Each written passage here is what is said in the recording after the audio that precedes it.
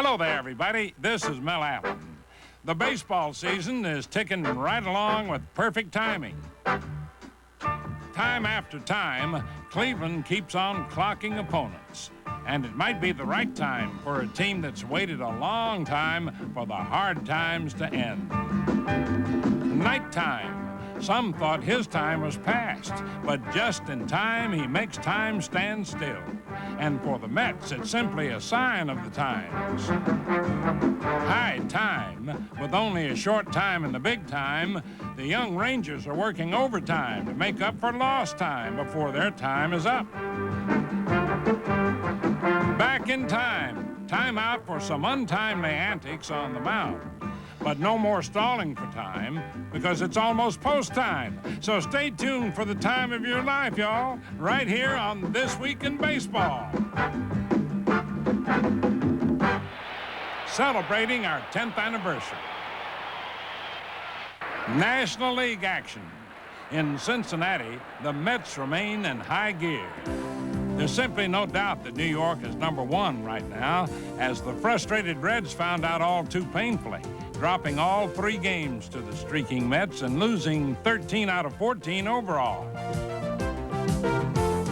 Darryl Strawberry destroyed the Reds with 2 home runs in 1 game, and he helped the Mets go 9-1 on the road by batting .385 with 5 homers and 13 RBIs in the 10 games.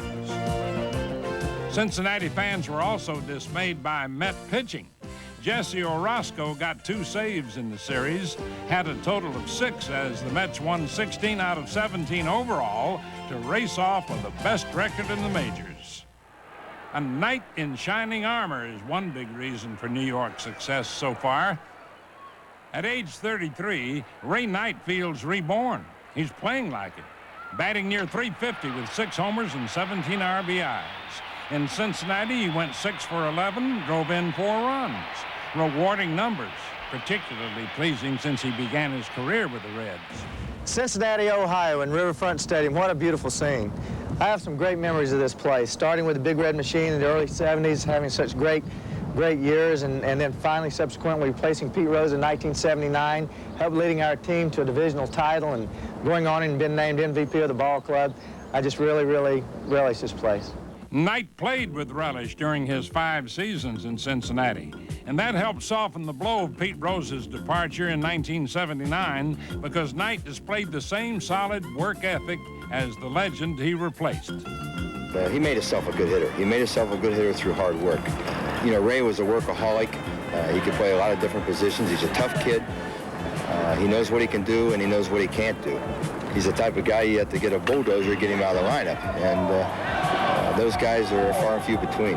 But Ray was sent to Houston after the '81 season, much to his disappointment. I was traded, and I was very sad because I never wanted to leave here and always dreamed that I'd play here, which was something that I shouldn't have known because since I've been traded again. But I went to Houston and had some good years there, but I never really felt like I did here in Cincinnati because this always felt like home to me. In Houston, Knight continued to excel, despite an arm injury that forced him to play a lot of first base. But during the '84 season, he was traded to New York, where injuries and pressure combined to cause the toughest times of his career. I heard so much negative. New York is, you know, they're very tough. The press is very tough. And I never gave them anything really positive to write about. He's probably partially right, but I know Ray a lot better than a lot of people do. And Ray underwent 2 bad years, and mostly because of injuries and probably adapting to playing first and third. And it was a kind of a transition period for him. From the very beginning, Davey's always had confidence in me. He used me to pinch hit in situations when I was hitting 140 or 150. You know, he stuck with me, and I think he understands my mental makeup. He knows that I have a big heart. He knows that I'm going to give him everything I have, and I'm his type of player. But I owe Davey a lot because I know this spring, everything that I read, everyone I talked to said I was going to be traded. One guy even says, "How do you feel about your other option?" I said, "What's that?" He says, "Them releasing you." And I said, "Releasing me? I never even thought of that, you know, because I had a guaranteed contract." And, you know, I went home that night, and that is the night that Nancy and I had a talk, you know, I said, wait a minute, you know, they're talking about releasing me. Here I am feeling like this is the rebirth of Ray Knight. I'm physically fit. I feel great for the first time in 2 years, and now first week in spring training, they're telling me this stuff. Well, that went on all spring. Spring was also when batting coach Bill Robinson helped Knight get back on track to become a key weapon in the Mets' attack. Just a simple suggestion, stand a little more erect where you can swing down and use your hands. And I think it's a tribute to Ray Knight because he is an older ball player. And I think as a hitting instructor, older ball players are a little tougher to crack because they've been so successful for so many years one way. But Ray's struggled the last couple of years, but I just hope and pray that he can continue and maintain the things that he's doing. I know that I've given everything that God's given me in my talent every day. I've never gone out there and not tried or not busted my tail. I just want to remember this someone that's given everything he had all the time to the ball club and the organization he's played with, whether it be personal appearances or anything else. I've given my all, and I just hope I remember that way. On to San Diego, where the Pirates powered past the Padres. Pittsburgh manager Jim Leyland likes what he sees. Players who know how to handle a bat. And in a 3-game sweep of the Padres, the Bucks went batty, banging out 28 hits and scoring 16 runs.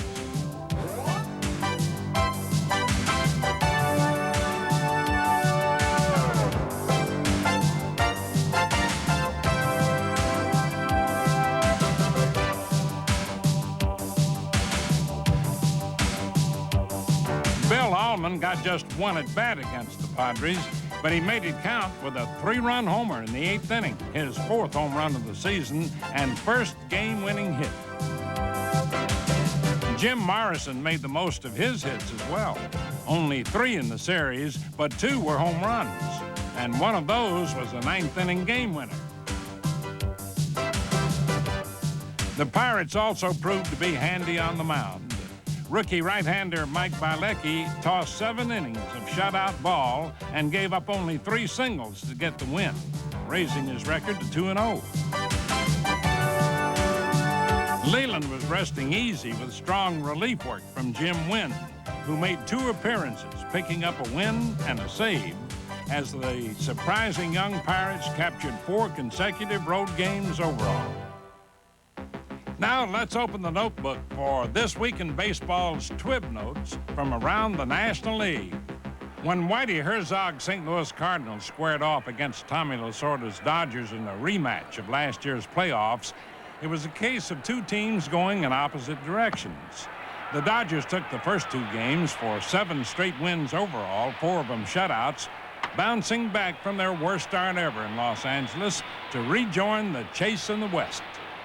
Meanwhile, St. Louis lost 12 out of 13 before winning the final game against the Dodgers. The Cardinals were shut out in 6 of those 12 defeats.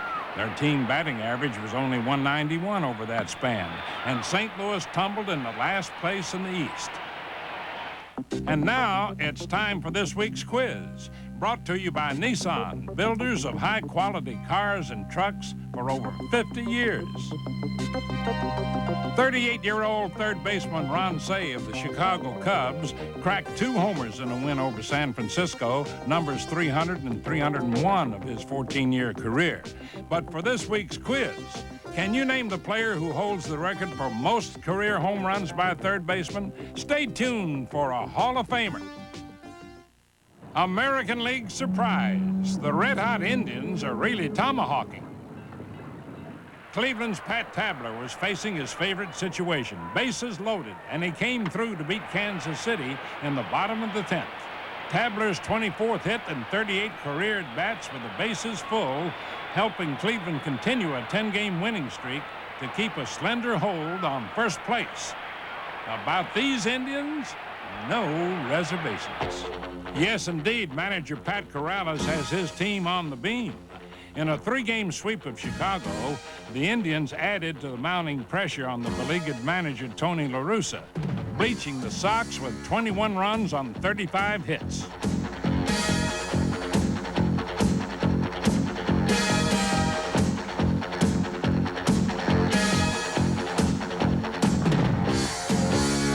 The first 2 years that I had these young players, it was tough, and now I think they've graduated from junior high school to high school, which I call the big leagues, and they're ready to compete. Right now, we play teams, and they feel that they can compete with them. Competing with conviction was Joe Carter, who went 4 for 6 against the Sox with 3 RBIs, displaying the all-out aggressiveness that has come to characterize this team. There's a line drive down the left field line. Fisk over in a hurry.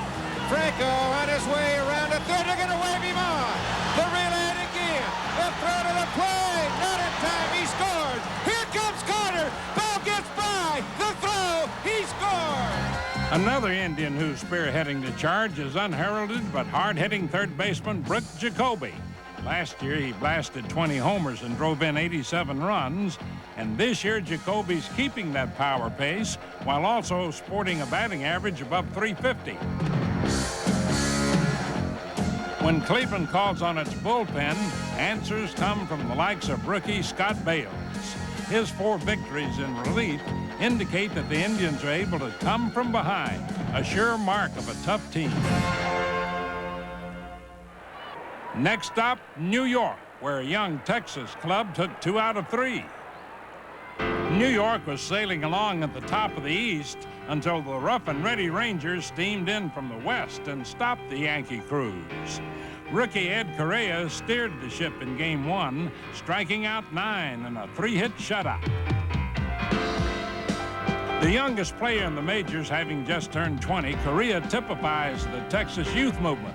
I don't really think it's a rebuilding program because, we haven't really gone back and started from scratch. We've taken the vacancies that are available and tried to fill them with younger players. They've been a little inconsistent, but we think as the season goes on, they're going to get better. We're encouraged by the start of the younger players.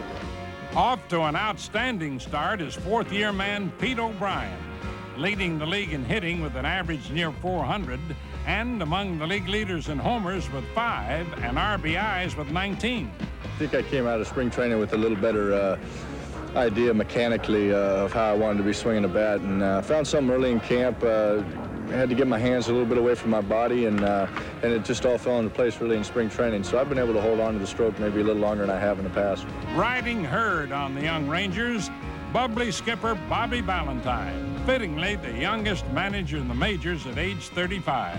But make no mistake, he gets respect. Got a great rapport with his players. He's personable, and he's a pleasure to play for. He really is. There's always a good time in the clubhouse. There's not too much strain and tension, and that makes it easier to come out to the ballpark and play. He's very enthusiastic about the game and a hard worker, and his attitude is just all baseball. And that's what the game's all about. You got to come out here. When you come out on the field, you got to be ready to play the game. And Bobby's ready to manage the game, and he puts all his enthusiasm into it, and the players are doing the same. Bobby was committed to going with the youngsters in this organization. If they deserved a shot, then they got it. To me, Bobby gave me the chance when Buddy left, and I think he's the reason why I'm here right now. I'm learning every day, and I like to think that I'm teaching every day also. It's a tough job, there's no doubt about it, but it's a job that only 25 other people have in the world, and I'm honored to be one of those 26. There's no one who loves the game any more than I do. I'm out at the ballpark. I'm digesting as much as I can as far as information is concerned, and I think the end result's going to be a very positive showing for Bobby Valentine as manager. Now, let's review this week in baseball's TWIB notes from around the American League. Milwaukee's Robin Yount is back in top-hitting form with an average near 390, helping the Brewers win 5 straight, including the sweep of Western Division leading California. Paul Molitor also helped bring the Angels down to earth, going 5 for 12 in the series with an RBI in each game. Another Brewer veteran who's working to recapture his old clout is 36-year-old Cecil Cooper, who got career hit number 2,000 in a win over Seattle. The Mariners are on a pace to set a dubious record.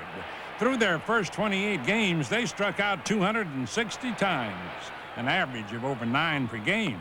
At that rate, they'll break by more than 300 the mark of 1,203 strikeouts in one season by the 68 Mets. Moreover, Seattle had a stretch of 85 innings without getting 2 straight base hits. That's 9.5 games. Boston's Roger Clemens is some kind of fireballer. He followed his record-setting 20 strikeout performance against Seattle with 10 against Oakland. That gave him 40 in 3 games and a major league leading total of 49. Also a record of 5 wins, no losses. Minnesota's Kirby Puckett is still exploding at the plate. A home run in 4 straight games, and get this, 2 in a row on the first pitch of the game. His total of 11 is tops in the majors, and he's among the leaders in almost every offensive category. Well, I'm just putting a good swing on the ball like I've been doing, all the time. It's just that I'm getting them up in the air, and I'm really just, I'm hitting the ball hard, but it's just getting up in the air and just carrying for me. Home runs are nice, but I don't think I can keep doing it throughout the season. It's just go out and just swing like I've been doing, because I don't think I can hit 100 and some home runs a year. Now, let's move on to the answer of this week's Nissan quiz. Hall of Famer Eddie Matthews holds the record for career home runs by a third baseman with 486. Overall, in a 17-year career spent mostly with the Milwaukee Braves in the 1950s and 60s, Matthews banged out 512 homers, good for 11th place on the all-time list. You know, fans, even the best of major leaguers can skunk up the place every once in a while, so stand by for some nuttiness to nibble on.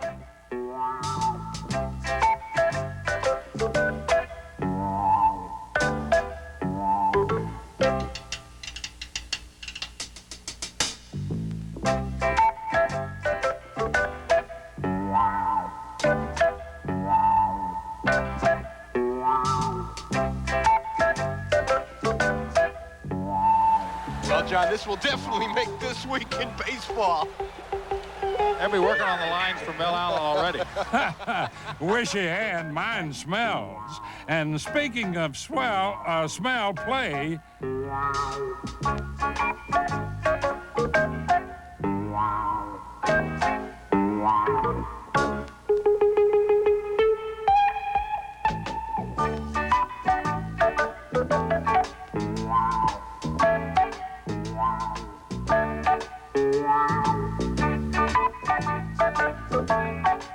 Enough of this beastly ball. No need to see any more, so let's scoot on out of here, because polecats are spray hitters, and this one's liable to leave his calling card. Extra, extra, read all about it. Today's feature, fantastic feats from first-rate fielders, starting off with Houston Astro Bill Doran.